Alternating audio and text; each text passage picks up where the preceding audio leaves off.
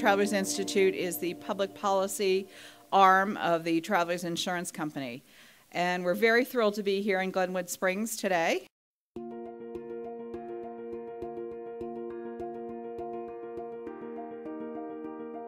Unfortunately, most of the area that Glenwood Springs Fire serves is in an extreme fire area, and that's primarily due to vegetation and slope.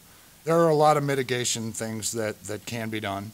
Having gutters full of leaves not only affects the drainage, but it's also an ember trap. So if a wildfire is a mile away on a strong windy day, embers can land in your gutters, land in that little bed of leaves, and now we have a roof fire at that house.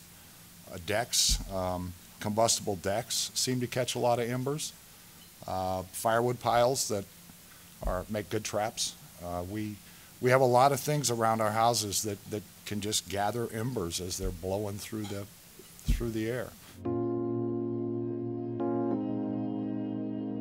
You want it at replacement cost, because those building materials, the cost to rebuild is much different, higher typically than it is to insure it for market value or assessed value. How do you know what the cost is to rebuild your house if you've been in it for 20, 30 years?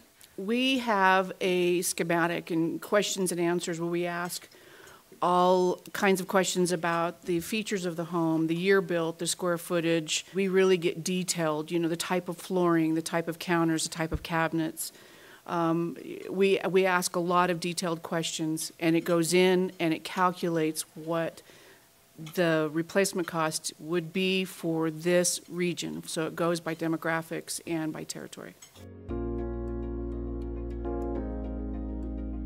Well, I recommend people that have a home or contents policy is to walk through your house, take pictures, if it's going to be a video off of an iPad, or put it on a thumb drive or whatever, but store it off premises, and you walk through room by room.